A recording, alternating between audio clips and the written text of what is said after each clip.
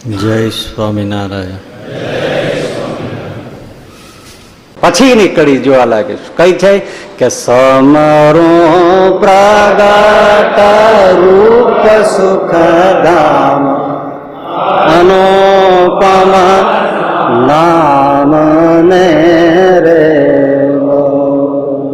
બસ પછી ત્રીજી કડીમાં એમ કહ્યું કે સમરૂ પ્રગટ રૂપ સુખ ધામ અનુપમ નામ ને.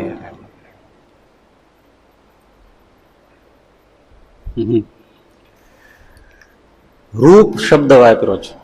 સમરૂપ પ્રગટ રૂપ સુખ ધામ.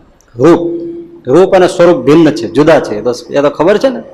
છતાં ફરીથી થોડુંક ટૂંકમાં કે હાર્ડવેર ને સોફ્ટવેર. હાર્ડવેર છે એ રૂપ કહેવાય અને સોફ્ટવેર છે એ સ્વરૂપ કહેવાય.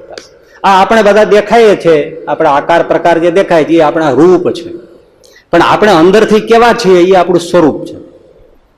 એમ ભગવાનનું રૂપ, રામ રૂપ, શ્રી કૃષ્ણ રૂપ, નરનારાયણ રૂપ, લક્ષ્મીનારાયણ, આ બધા જુદા જુદા રૂપ છે. પણ ભગવાનનું સ્વરૂપ કેવું છે?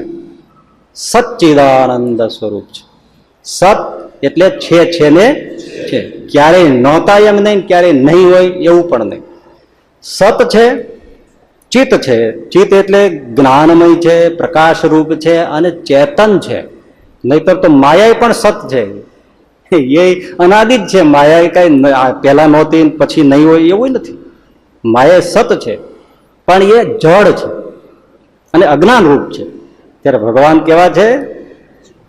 ચેતન રૂપ છે, જ્ઞાન રૂપ છે, પ્રકાશ રૂપ છે અને આનંદ રૂપ છે.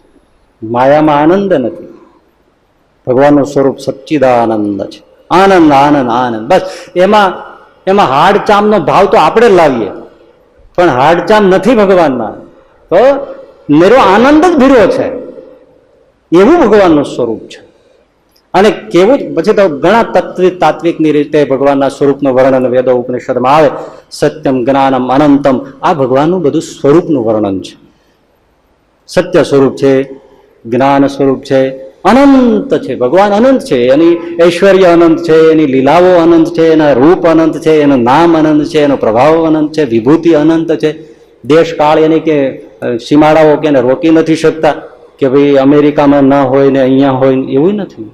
ક્યાં નથી, એમ અનંત અનંત છે.